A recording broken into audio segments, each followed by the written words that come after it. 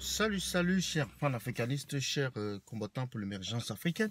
C'est le Baleine de Yingui. Alors, ce matin, en cette journée de dimanche, j'aimerais faire, en cette semaine d'ailleurs de la Coupe du Monde, j'aimerais faire un petit coup de gueule par rapport aux performances africaines, n'est-ce pas, au mondial en Russie. Comme vous l'avez constaté, je pense que toutes les équipes africaines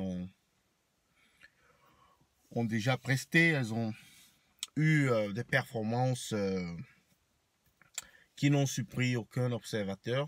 Ça a toujours été dans la même lancée, c'est-à-dire d'y aller pour participer.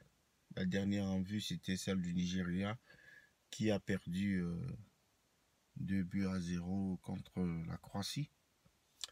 Mais alors, au fond, quel est le problème des équipes africaines?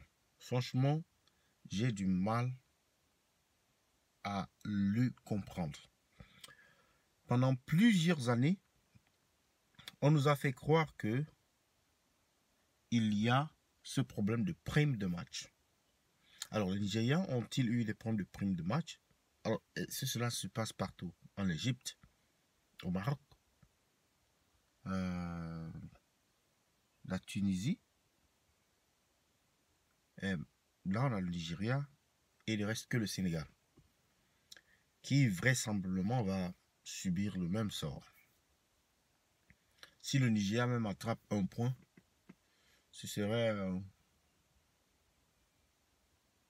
vraiment un résultat spectaculaire. S'ils parviennent à faire un nul pour avoir un point, ce sera un résultat vraiment spectaculaire.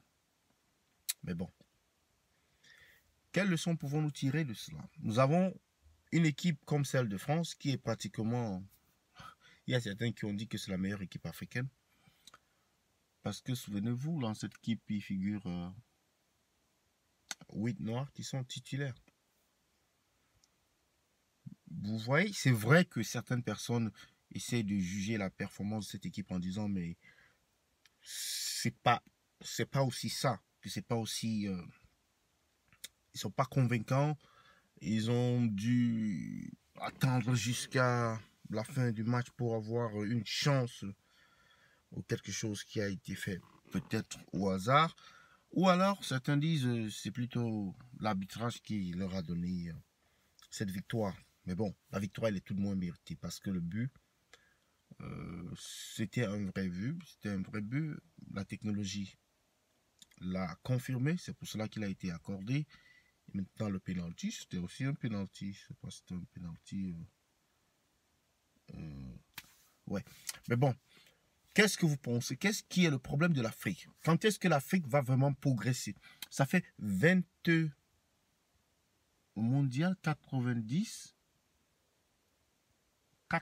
ça fait 28 ans que l'Afrique est stagnante. Ça veut dire qu'elle ne bouge pas. Depuis que le Cameroun a fait les quarts de finale, il n'y a que le Sénégal qui a également fait les quarts de finale. Mais jamais une équipe n'a dépassé le stade des quarts de finale en 28 ans. Alors, faut-il rêver d'une équipe africaine qui va gagner la Coupe du Monde un jour?